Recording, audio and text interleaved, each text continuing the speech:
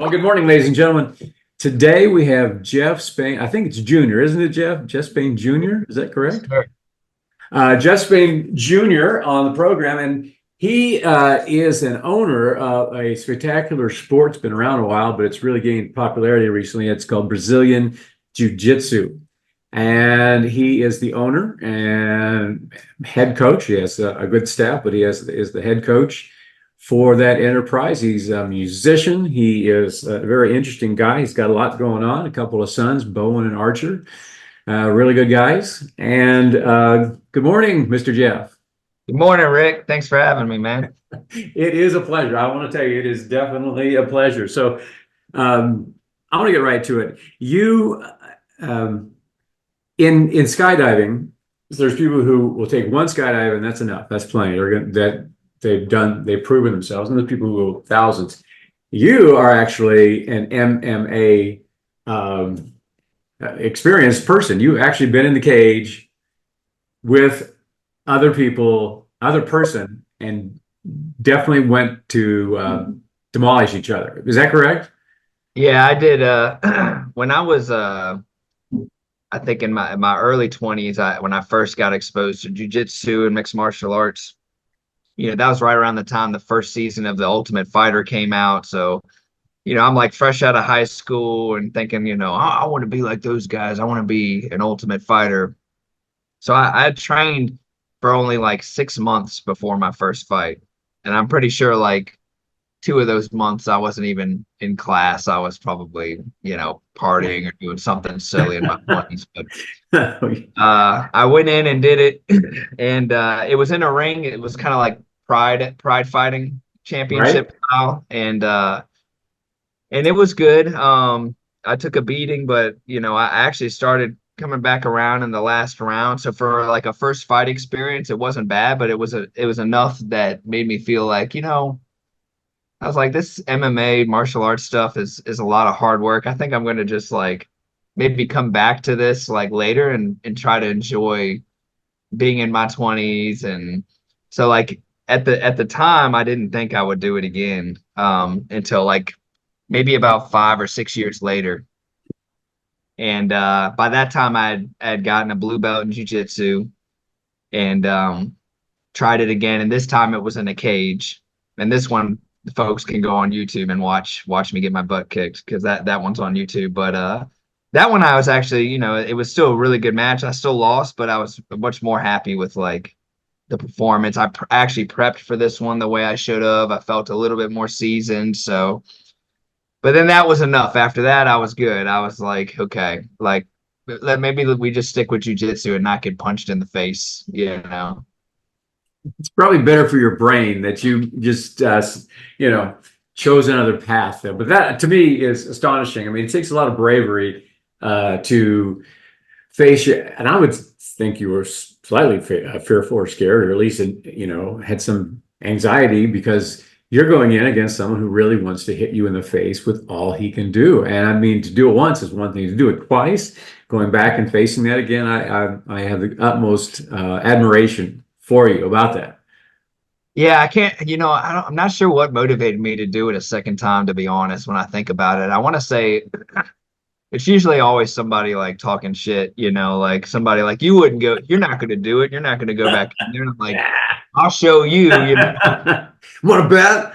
Yeah. But, you said you call it bravery. I mean, bravery or stupidity is one of the two. But, it was enough for me that second time to appreciate it for what it was, to understand what it feels like to be in that environment and under those circumstances. And it made me appreciate jiu-jitsu that much more because I can get that same competitive need or urge without the damage to my brain, my body. We're talking about blunt force strikes to your shoulder or your leg, like in jiu-jitsu, at least, I still get sore, but it's not in the same way. And I could train for multiple days and not have to have those consequences. Yeah, you can be. I mean, the worst. I'm not sure about the worst, but yeah, you might break an arm or something like that. But you're not getting concussed every time and getting your organs beat to death. And you can testify to that, Rick, starting jujitsu late in life and being able to train almost every day, right? Right now, yes, I train sometimes multiple times a day. So yeah, I've been bitten pretty hard with this bug, and And competing too. yes, yeah, yeah. You're raising quite a stable of fighters at your gym.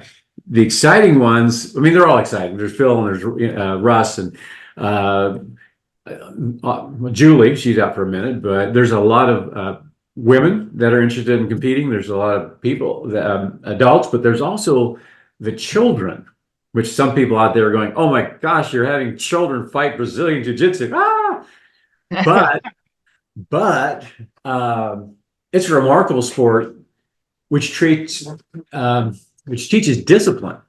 I mean, if you're not disciplined, you're not going to last. If you're not willing to suck at something for a long time to figure it out, you're not going to last here. So this takes discipline and determination and all those things that's teaching these children, and it's an exciting thing. You have the young man Landon, and you have Coleman, and they're competing on a very high level at this point. Is that correct? Yeah, we've really stepped up our kids program over the past 3 years. In 2022, 2022, we started the Pan Kids IBJJF Pan sponsorship program here at my school, and it was set up to be a competition kids team. I wanted to see what the high level looked like, and also give these kids an opportunity to see how far they can take it, and it changed it since starting. It's completely changed how I look at promoting students and how I address all of those things, because now we're really seeing what it looks like at the highest level, what these kids are representing. And just because a kid starts jujitsu doesn't mean that I require them to compete. In fact, a lot of times they choose to, because they're already doing it in the classroom anyway. Right. So the program is meant to help push the kids forward, but also help the parents afford because jujitsu is an expensive hobby. It's not cheap, and to travel around to these tournaments to try to like test themselves, it takes a toll on, I'm sure, the family. So like that, it draws upon the members and everything to help with that as well, so. Well, I want to step back on that just for a minute. You mean that competition jujitsu is expensive? I don't find that the monthly fees that you guys charge are hard. Oh yeah, no. Yeah, if you're traveling and you're following that competitive mindset, yeah, you're gonna travel to New York. You're gonna travel to Las Vegas. You're gonna maybe go to Houston, Memphis, Atlanta, Florida. But on a regular basis, just this off the street person there's not a significant monetary investment that I think. Yeah, no, I think it's definitely jujitsu is as a whole should be pretty reasonably priced, and but just like anything else, if you're investing in jujitsu and you want to be a competitor, but maybe the cost of competing is holding you back, you just, like anything else, you have to think of it as an investment in yourself, and the whole reason for that is to give yourself experience and to eventually become somebody who's a seasoned expert. Well, that's the point for competition. Is the point for certain level of people. Yeah. Again, it's not for everyone, but it is enjoyable. At least, I mean, for me. I just talked about myself here. I shouldn't do that. But anyway, let's talk about you for a minute. How did you get to this point? I mean, you didn't just walk down the street one day and say, I think I'll open a jiu-jitsu studio. So what was the path that got you to this place? So I started training in Richmond, Virginia, and it was at a place called Top Game BJJ. And the gentleman that runs that school, his name is Chris Mahan, and he's a Gustavo Machado black belt. And he coached me in my second MMA fight, the one we were talking about earlier, and he had a bunch of good guys at his school that I enjoyed training with, but the styles were vastly different than when I moved to Tennessee and when I met Jeremy. How Um, so? How so? so once I was working for a company and they moved to Tennessee, so that's how I ended up here. And Jeremy Aiken, who is the affiliate head of Profectus Jiu Jitsu. He had just one school at the time. It wasn't four schools like it is today, and it was just called Brentwood Jiu Jitsu. It wasn't Profectus yet. And I went to his school and just I remember being a purple belt at the time that I went to visit him and was getting wrecked by some of his white belts and blue belts, like belts and blue belts. Like That's not how it's supposed to be, man. yeah, and I was just Not. really I was confused and I needed to like figure out why. Something And wrong. I realized, and his whole vibe when I first went down there was really cool because, he had just like really chill music playing. Jeremy's also a musician and plays guitar and stuff like that. So, and you actually find that that's kind of synonymous among a lot of jiu-jitsu school owners and black belts. They tend to have their hands dipped into many different art forms. But anywho, I trained there for a little bit, but Brentwood's an hour away from Lebanon, Tennessee. So, if I wanted to get jujitsu, it'd be a 2 hour round trip just driving to train. And I've heard stories of people that would drive longer, but for me at the time, I was like, that I need to bring something like this to Lebanon. And I remember just kind of casually messaging Jeremy on Facebook one day, like, hey, what do you think about me, opening up a gym? And then, I still want to progress in my belts. I still want to come to training. Like, how can we work this out? How can I figure it out?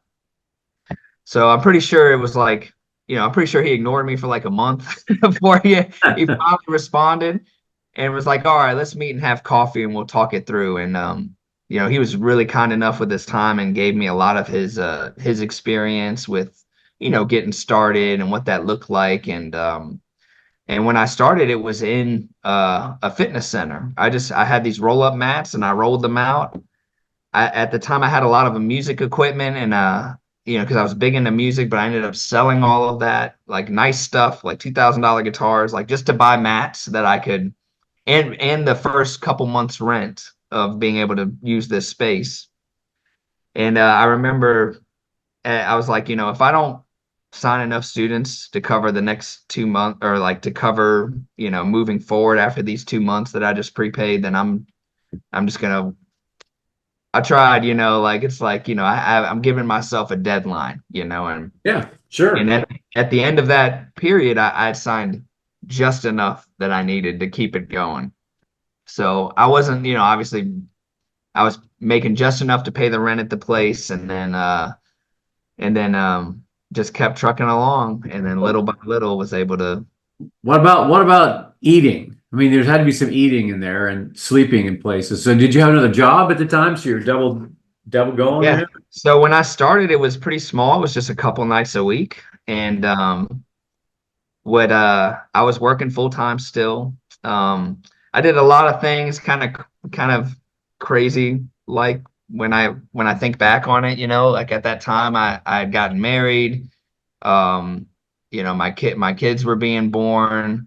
Um, family life was tough trying to run a business and work full time, especially when, if you and your partner aren't all in at the same time, or all in together, it makes it tough. So, you have to see eye to eye with your partner when you take these endeavors. And, we eventually split up, but we're in good terms now. But it took sacrifice to get to where I'm at today and a lot of hours. So like, if I'm working 40 hours a week and then teaching and then adding more classes and trying to, build a website for the business and contact, I mean, for about 5 years, I grinded very, very hard. Now things are a lot easier because, everything's established. For me, when my business, it started like turning its own wheels, it's like, I realized we were in it's right before we moved to the main building we're in now.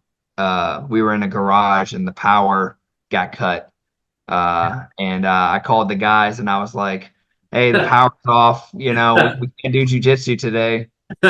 And they all go, "Nope, we're coming in. Like we're still showing up. Like that's not gonna stop us from training." So they literally were ready to lift the garage door and just shine car lights into the room so that we could train, in the dark. And it was just hilarious. But at that moment, I realized I was like, "Oh, like you stick around long enough, you find the right people. You can't really do much to stop the success of what's happening. So that was a cool moment and gave me confidence moving forward to keep pushing, and just be stubborn. Like that's the other thing. It's just being stubborn until, I got to the place I wanted to be. And then even then, you have to keep finding ways to grow and keep what you have. Well, most businesses start out as a dream, I think, and most people, I don't want to say most people, but to be able to understand that there's something at the end of this road and keep trudging forward when it's not pleasant, and working 60 and 70 and 80 hours a week and still moving forward. That's what it takes to make a business in America. Some people think, and maybe it is for some people, where it's really easy just to start a business and they do really well. I think that would be an outlier. It takes hard work. It takes determination and vision. And you had all three, and this is where you are today. You have a beautiful school. Things are going the way that you like it. You're training some very unique individuals that are going to, I believe, show up on the international stage in a big way, especially those kids. Can you imagine starting at 5 years old, how good you'd be right now? Holy cow. Yeah, I can't believe the things I see from some of these 8 and 9-year-old kids, and they're looking like professionals out there. Like they know how to play the game and they're absorbing things so fast.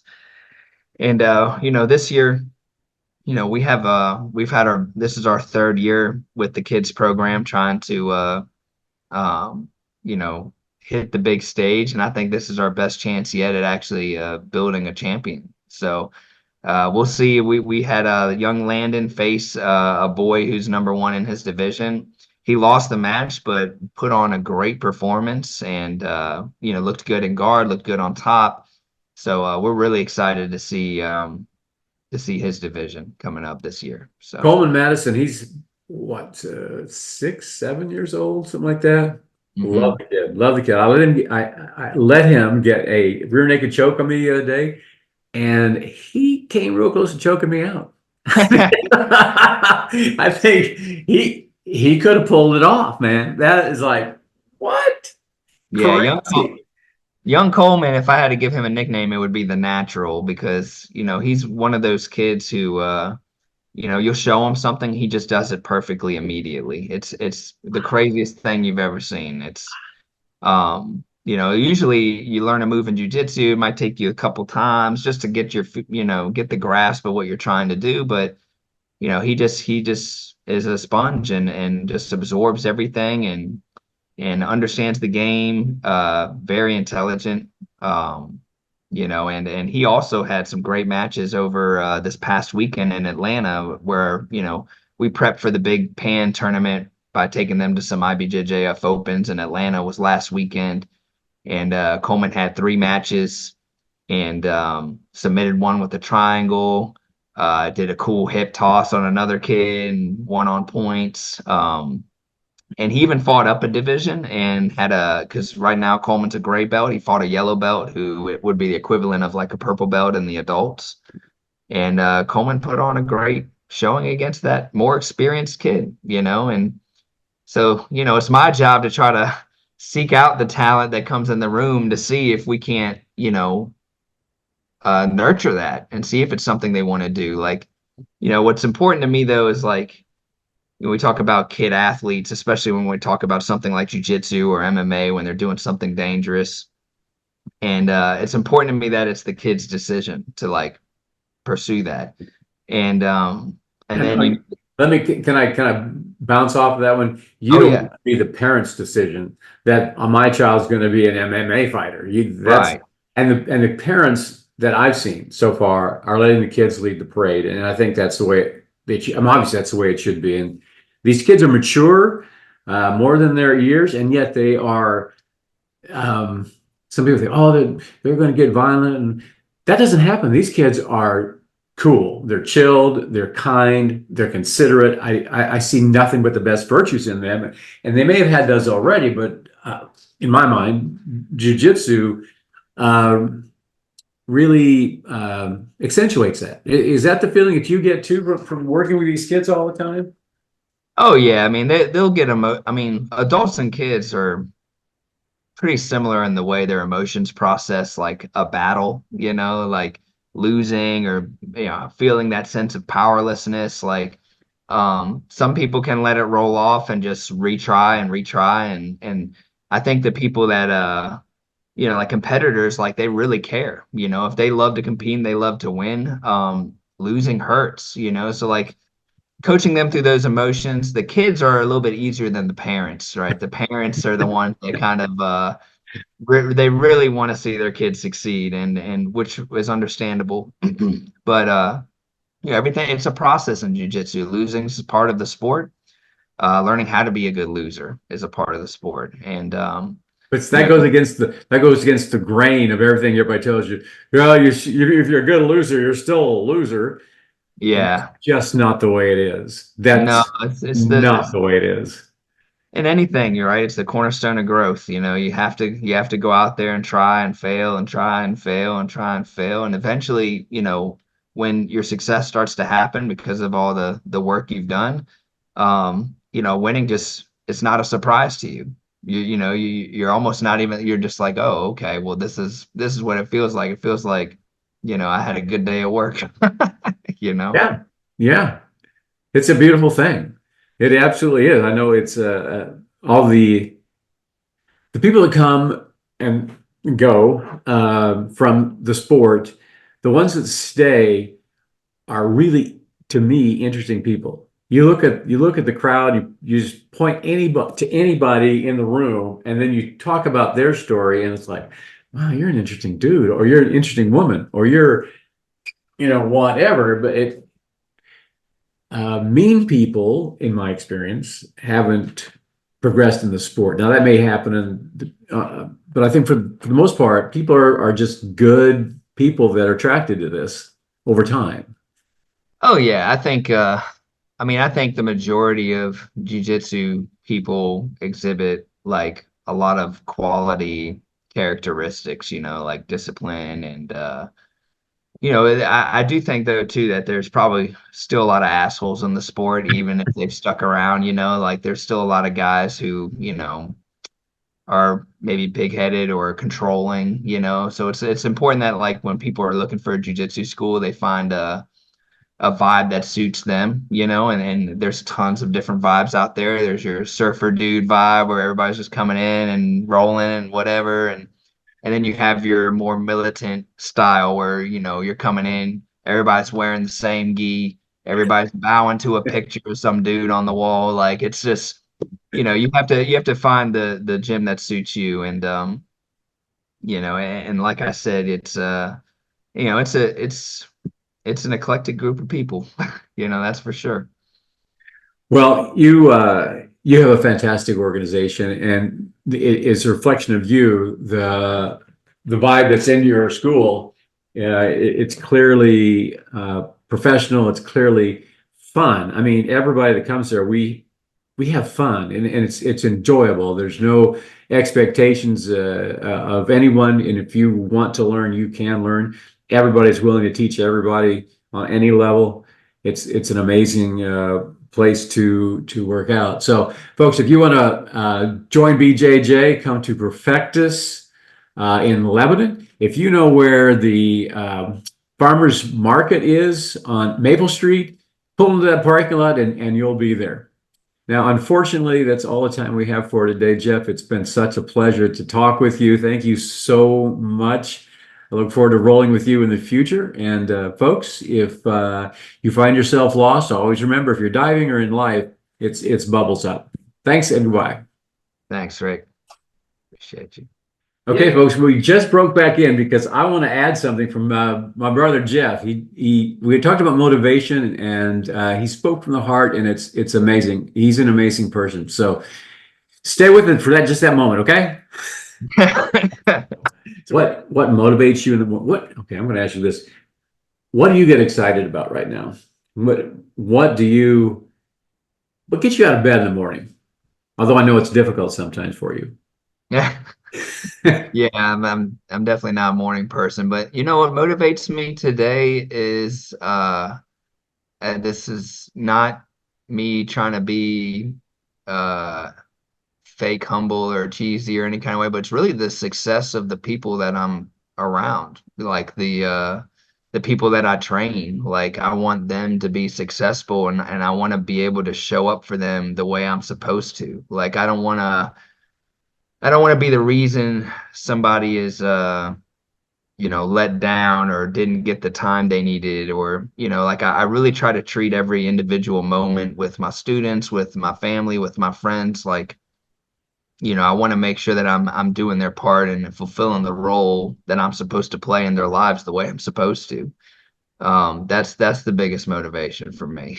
I keep my world small, and it's like I understand that, in the big scheme of things, maybe me as an individual can't make too much of a difference, but when it comes to the people who I'm close, like the people in my circle, the people I see every day, you know, that's that's just it, man. You gotta do your best for them because they become your family, in some degree. So